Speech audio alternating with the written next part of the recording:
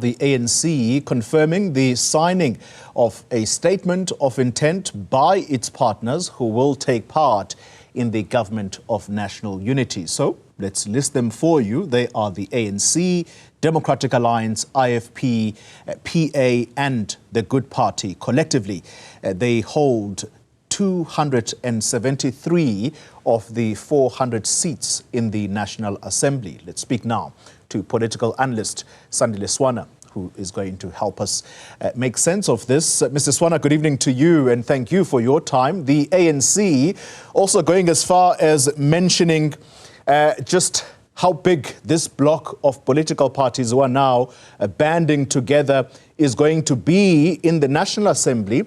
He says, or they say, that it's collectively going to represent 68% of the majority in the National Assembly. How powerful a bloc do you think they are going to be, and might we anticipate more partners to join? Thank you so much, and good evening to the viewers of Newzroom Afrika. Yes, this is a new era, by the way, where the legitimacy of the ruling coalition comes exactly from that percentage. So it's not a coalition that says the biggest parties must be in it. It says the coalition itself must be the largest in number, which is what they've done in KZN, and they are emphasizing that idea here in the National Assembly. So that is the situation. But it's not about that this is 68% of people that agree about matters. Yeah. We know that they don't agree about matters. So it's a 68% of a variety of ideas. It's interesting that you make that almost that last phrase, that this is not a group of people who agree about everything. Today, a radio conversation, and I'll be fair, Radio 702, talking to Helen Zille, who said, when questioned as to whether or not the DA would support and, in fact, even vote to impeach the president should the Phala Phala matter be brought back to the National Assembly. And her comments, I'm going to paraphrase, were to the effect that we cannot vote to impeach a president that we voted in. What does that tell us about this new era that you speak about? Yes, so the DA, in order to sweeten the deal for the ANC, you know, they had to agree to protect Ramaphosa. Ramaphosa needed to be protected from two things. He needed to be protected from the Phala Phala issue, which is up and running. And the specific thing he needs to be protected from is a full impeachment process, which means that there must be an investigation similar to that of Mkhwebane. So what the ANC did, it preempted the investigation last year. So the question on the table now is whether the DA is going to preempt the investigation or allow the investigation to run. And then even if the facts are against Cyril, protect him and insist that he must continue in office. So that is the moral dilemma that the DA is in, and it's a very serious one. The second one, which Mavuso Msimang actually explained quite clearly, was the incompetence of Cyril Ramaphosa. Cyril Ramaphosa has performed worse than Zuma. And in my judgment, he's been the worst president in terms of performance since 1960 at least. So, and he needed to be removed from office from that. So the MK party and the EFF wanted him removed. So the DA put in a very nice sweetener of allowing him to stay and being his political bodyguard. And I suppose that was very sweet in the ear to the ears of the ANC cadres. Talking about a moral dilemma, because that moral dilemma does not only sit with the Democratic Alliance. The ANC, it's being lampooned on social media for selling out the revolution. as the saying goes.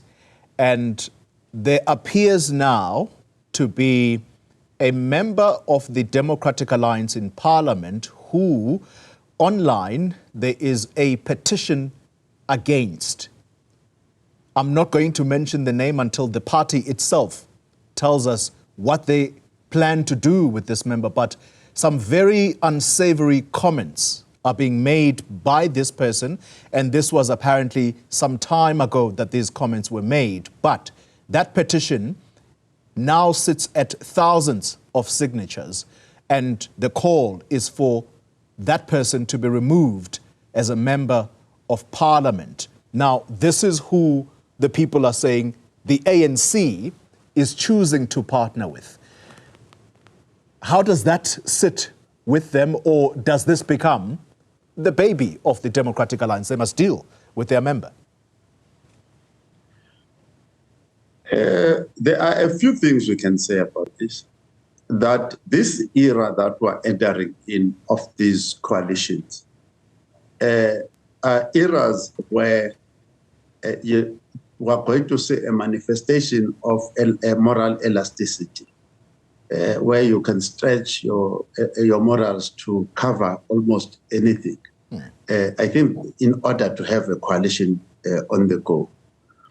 The second thing, which I will say differently first, is that out of this engagement that the ANC is involved in and what they've chosen, I think that we must be aware that the ANC that we saw in 1994 and the ANC that elected Thabo Mbeki to be the president and allowed him to operate is very different from this ANC that has entered into this coalition. And whatever it becomes after this, it will never, I don't think, be able to ever represent that. The DA, bearing in mind that the bulk majority of the leadership, at least, that came into the DA, and in fact, automatically the voters, by the way, because the majority of the South Africans were voting for the National Party.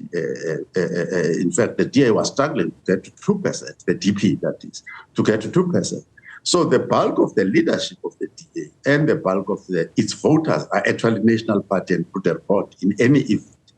So those moral problems were there. I mean, these people were practicing immorality every day from 1948 until 1994, and they continued after. So immorality in that group is not strange at all. Let's then wrap up the discussion, Mr. Swana, because I want to quote the ANC directly on this final question. In their statement, which welcomes these partners as having signed the statement of intent, they say, and I quote, "This collaborative effort is rooted in our shared commitment to uphold the Constitution, promote non-racialism, and ensure social justice and equity for all South Africans."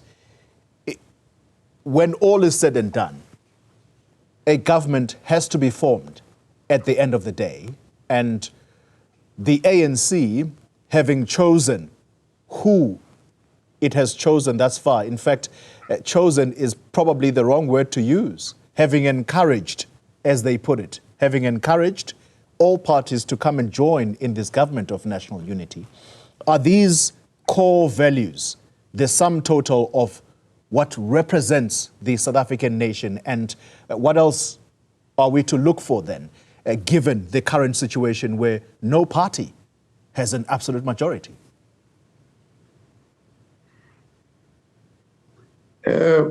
This statement is from the ANC. I suppose then we answer it in that context. The ANC that is now in power would be friendly with the Oppenheimer, the Prentest Foundation and the Oppenheimers. And those Oppenheimers have produced a report. And I agree with the report. I've got no problem with the report. But the report says that I think the standard 4 children, the standard 4 in South Africa today, grade 6, those children, about 80% of the teachers of those kids cannot teach and cannot pass a maths test that they are teaching. In other words, their maths is lower than the classes that they are teaching, 80%. And that has been caused by the African National Congress and confirmed by Oppenheimer, the Oppenheimers. And then these people are saying that they are committed to developing South Africa and this, that, and the other. And they've had the past 15 years or more, 30 years, where the standard of education of Black people, generally, and more specifically the Africans and the so-called colored people, has actually worsened since 1994. We have less graduates as a proportion of the population than the white population by a measure of 1 to 6, when in 1994 it was 1 to 1.2, we're almost equal. Earlier on, we're even better. So things have actually worsened, and all of a sudden they are telling us that they are committed to us. And I'm not saying this coalition is wrong or right, or any other would have been better, but the Black people of South Africa are in a destitute situation without leadership and without representation for the time being. Parting shot, if we put aside the moral dilemmas, the ideological differences, the Oppenheimers who are now coming to say, we support this government of national unity in order to change the very situation you quote of children who are taught by people who have no understanding, or at least very little understanding of the very subject they teach. If it does work, and what do I mean by if it does work? If stability is achieved at national government, but more than that, there is growth of the economy that translates into people being absorbed into jobs, what does it do to the opposition that is now left in Parliament? Because I read John Steenhuisen's comments in the Sunday Times with interest when he talks about how this is a new era and therefore they, as the Democratic Alliance, can no longer be just comfortable with finger pointing. They've got to get involved. What does it do to the current opposition? Does it obliterate it? No, there is no such a thing. I mean, people are overly excited about this situation. The design of our constitution was designed that we must end up at this point, that we are going to be run, is going to be a nation of coalitions. Now, it's like, I mean, I was looking at the statistics, unemployment statistics of the USA. I think it was 3.7, something like that. And that is what unemployment statistics should be, not the 20% of the DA in the Western Cape, by the way. So whether it's the Democrats or the Republicans, unemployment must stay under 5%. There are certain points of emphasis, but generally the nation must be successful. So you must run a successful party, political party, in a successful country, in a successful economy, and so on. It can't be that when another party comes in, the thing is a total disaster. When another one comes in, it's a total success.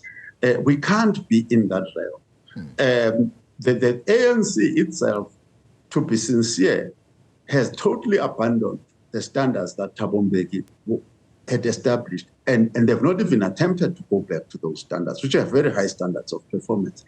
So now the DA is going to do whatever it is going to do, and the new ANC is going to do whatever it is going to do, the EFF, whatever it is going to do. I expect a very successful opposition in doing their job of oversight in Parliament. Opposition in our constitution has got duties to perform. It's not just lingering around there doing nothing. Sandile Swana is a political analyst. Thank you very much for your time.